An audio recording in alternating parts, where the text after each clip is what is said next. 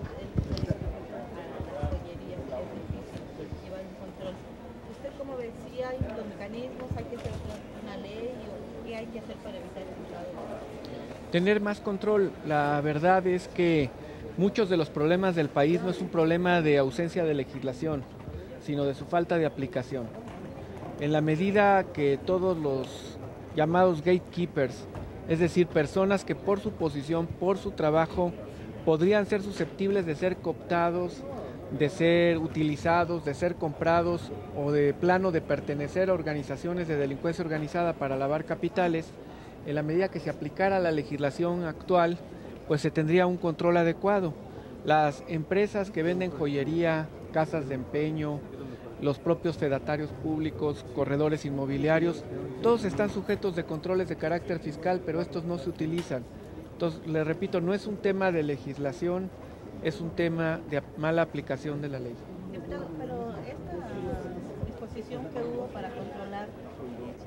Eso más bien parece una medida de control de cambios que una medida eficaz para combatir el lavado de dinero. Las grandes cantidades de lavado de dinero no entran en operaciones de menudeo. Las cantidades enormes de lavado de dinero entran con transacciones electrónicas que pasan de capitales de una empresa a otra con ventas importantes de acciones que no entran en el mercado de menudeo, de venta o compra de dólares y de restricciones al circulante. La realidad es que las enormes cantidades que genera con el gran poder corruptor los bienes y los recursos de procedencia ilícita, el control es mucho más complicado en los grandes capitales porque en una década de restricción de capitales recesiva, después del 2009 en la crisis internacional, pues los controles a esos grandes capitales son mucho menores que los controles que se quieren imponer a pequeñas cantidades de menudeo, de compra-venta de divisas. O sea que es una simulación. Es una simulación que va dirigida fundamentalmente a tener un mayor control recaudatorio y a tratar de hacer que la economía, la parte de informalidad ingrese al sistema formal financiero, no a un combate efectivo para el lavado de dinero y mucho menos, como dice la iniciativa del presidente, que todavía está en el Senado de la República, para combatir eficazmente el terrorismo. Diputado, por otra parte, yo quisiera preguntarle, la ley... Desde luego que sí, yo pienso que será una de las comisiones que tendrán que opinar. Ayer ya el presidente de la CNDH dio algunas opiniones al respecto. Todavía no hay una legislación, una minuta del Senado. Tendremos que ver cada una de las reservas que se han hecho a estos artículos, pero lo cierto es que no puede exigirle México nada al país del norte con el cual tenemos los grandes problemas migratorios, si aquí en la frontera sur, con respecto a los migrantes que vienen sobre todo de Centroamérica, no podemos tomar acciones que protejan derechos humanos. Pero entonces esta iniciativa, perdón, el titular de la CNDH, ¿no? Desde ya luego. Incluso se habla de apelar a otra instancia. Desde luego, pero repito, habrá que esperar a ver cuál es el resultado final de las reservas que se ponen a cada uno de los artículos.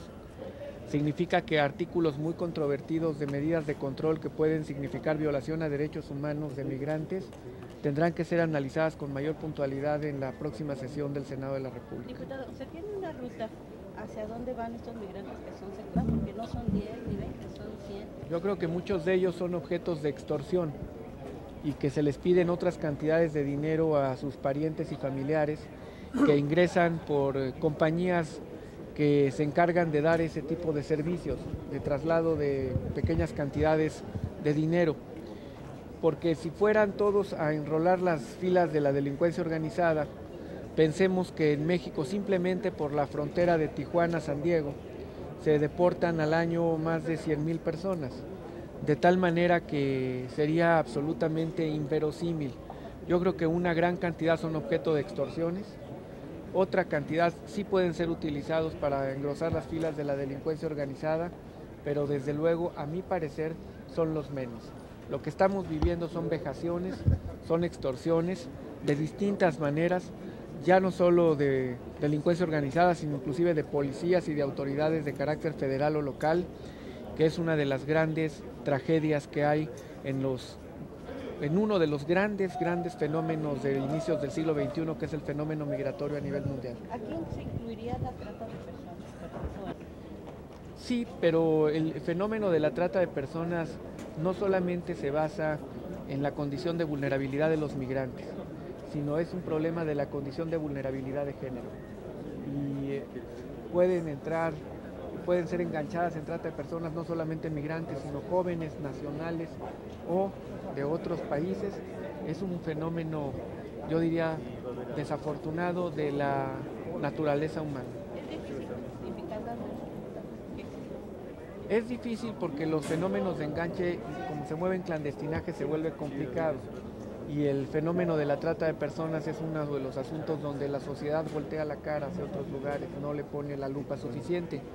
Yo creo que hace falta una homologación de legislación local para que sea un combate eficaz y desde luego lo más importante es que no haya impunidad con respecto a los que contratan, a los que enganchan y a los que venden los servicios de mujeres en la llamada trata de personas.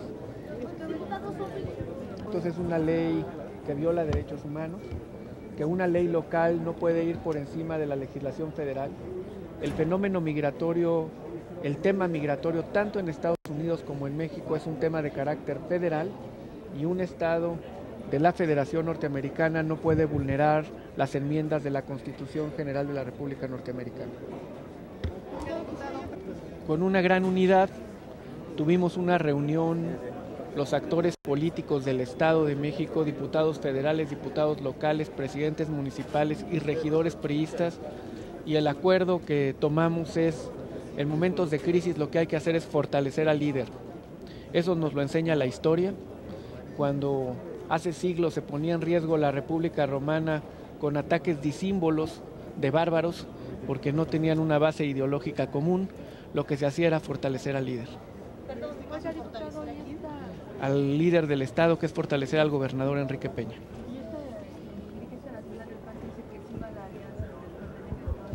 Yo estoy convencido que la fracción llamada de los Chuchos tiene un compromiso con el gobierno federal y con su partido para que se entregue la candidatura del candidato del PAN al Estado de México por parte del PRD.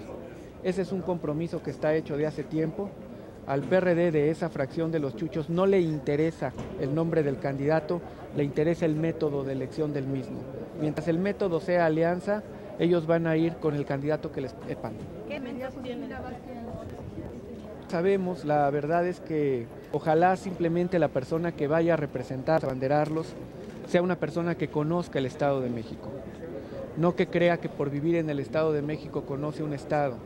El Estado de México son más de 14,5 millones de personas, son 125 municipios, son más de 62,000 contratos colectivos de trabajo, son más de 62 parques industriales, ya llegamos a 80. Son problemas de todo tipo, que es un muy grande, originales en el Estado. Ojalá sea alguien que conozca el Estado de México. ¿Cuáles son los elementos que tienen para asegurar esto de Ustedes vean que no discuten, sería inverosímil pensar que un candidato como el candidato Alejandro Encinas, que es un extraordinario diputado, esté diciendo que no a la alianza y el PRD, la fracción de los Chuchos, no diga nada, sino lo único que le importa es el método. Lo único que piden es la famosa consulta para legitimar el método. La fracción de los Chuchos tiene entregado y comprometido con el PAN y con el gobierno federal particularmente que la candidatura en el Estado de México la pondrán desde luego los panistas. ¿Pero cambio de qué? No lo sé, la verdad es que en política hay muchas cosas que no se saben. Los riesgos son que se pierdan las plataformas electorales, que se pierda la ideología. Los riesgos son que la gente se desencante de las ofertas políticas. Los riesgos son que el sincretismo por ver cómo derroto al de enfrente pierda el interés superior que es la gente. Ese es el gran riesgo de una alianza. A nosotros lo que nos preocupa es estar cerca de la gente. Mientras el PRI esté cerca de los mejores intereses de la gente y sus necesidades, el PRI en el Estado de México es invencible.